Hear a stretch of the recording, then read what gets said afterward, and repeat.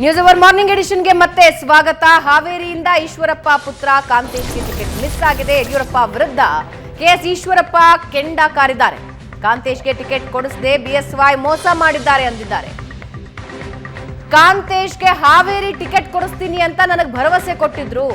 BSY ಹಠ ಹಿಡಿದು Karandlaje ಬೊಮ್ಮಾಯಿಗೆ ticket ಕೊಡಿಸಿದ್ದಾರೆ. ಆದ್ರೆ ನನ್ನ ಮಗನಿಗೆ ಯಾಕೆ ಕೊಡಿಸಿಲ್ಲ ಅಂತ ಕೇಳಿದ್ದಾರೆ. ಈಶ್ವರಪ್ಪ ಆಕ್ರೋಶ ಹೇಗಿತ್ತು ಅನ್ನೋದನ್ನು ಕೇಳಿಸ್ಕೊಳ್ಳಿ.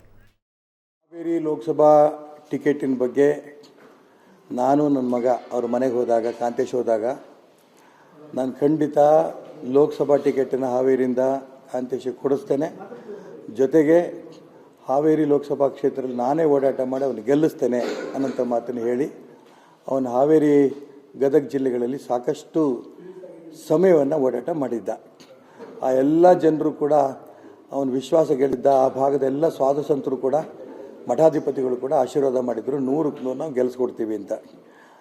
ಈಗ ಯಡಿಯೂರಪ್ಪನವರು ಅವ್ರ ಮಾತು ನಂಗೆ ನಡ್ಕೊಳ್ಳಲಿಲ್ಲ, ಅನ್ಯಾಯ ಮಾಡಿದ್ರು. ಹಾಗಾಗಿ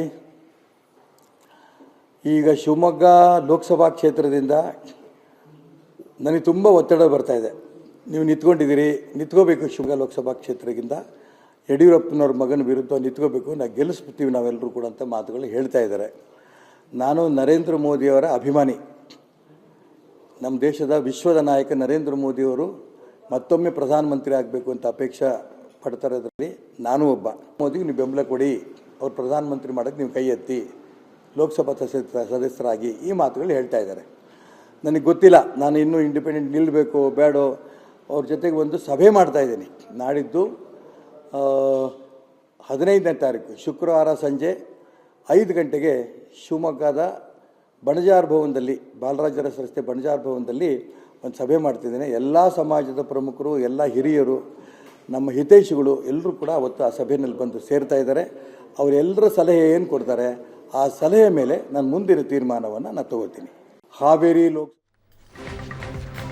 ಈ ಬಗ್ಗೆ ಇನ್ನಷ್ಟು ಡೀಟೇಲ್ಸ್ ಕೊಡ್ತೀವಿ ಚಿಕ್ಕ ಬ್ರೇಕ್ ಆದ್ಮೇಲೆ.